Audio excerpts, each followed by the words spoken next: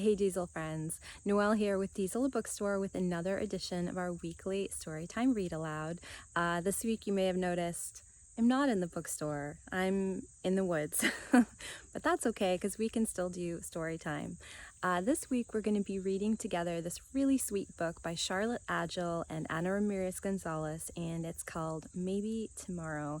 And it's about two little animals that strike up a friendship over sort of an unusual circumstance in one of their lives.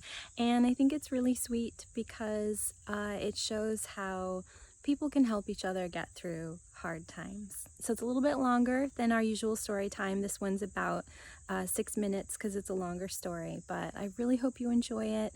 Let me know what you think in the comments, and as always, thanks for tuning in. Maybe Tomorrow by Charlotte Agell, illustrated by Ana Ramirez Gonzalez.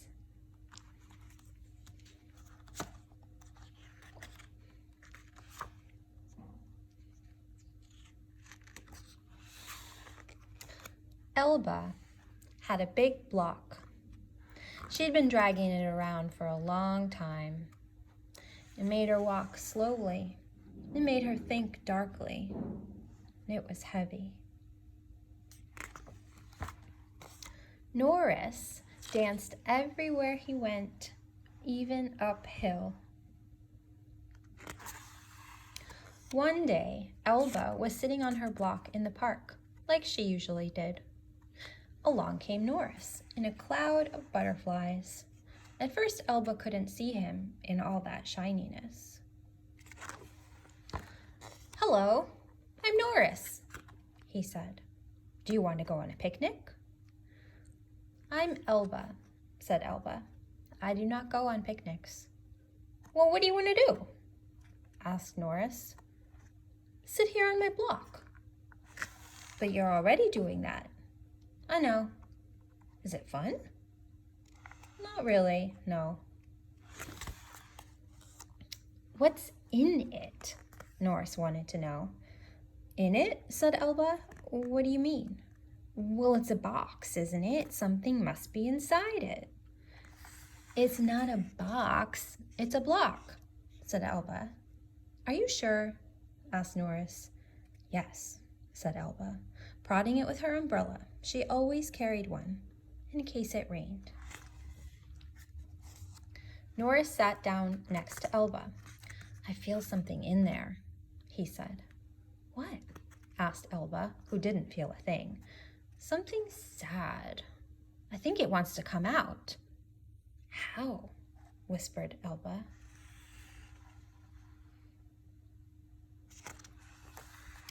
Norris and Elba sat there thinking. The butterflies flitted this way and that. "Maybe tomorrow," said Norris as the sun set. "Maybe," said Elba.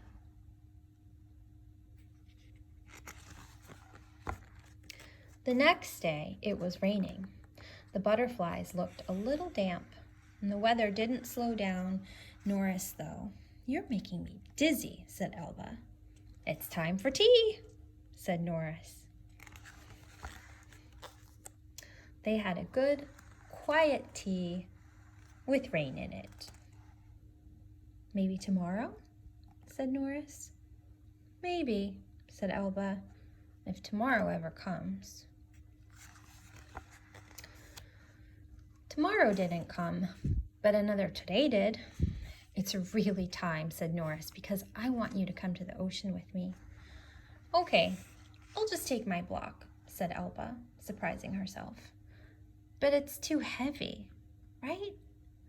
"Well, my butterflies and I will help you," said Norris. They did help. It was a very long journey, and Elba and Norris talked and didn't talk.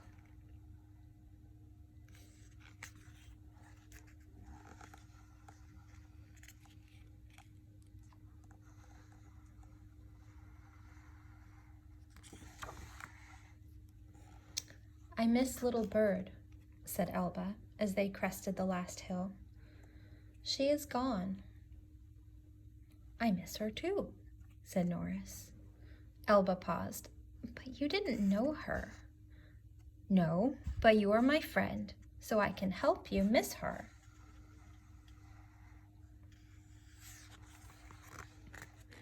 By the time they got to the shore, Norris knew many things about Little Bird. We watched the moon together, Elba said. She taught me to sing, and we were hardly ever apart.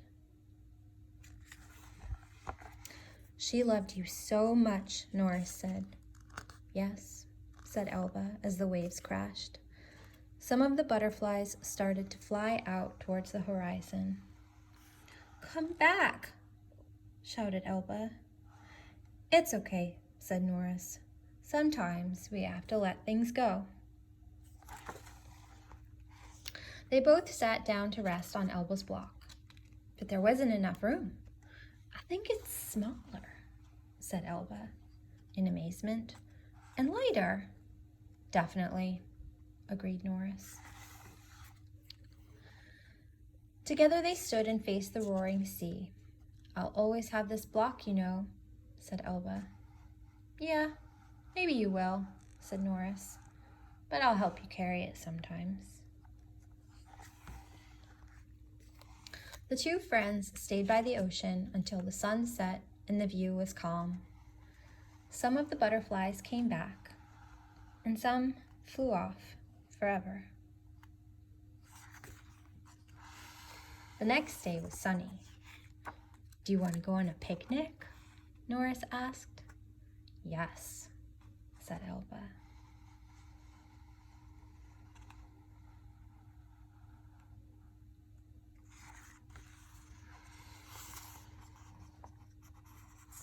The end. Maybe Tomorrow by Charlotte Agell and Ana Ramirez Gonzalez.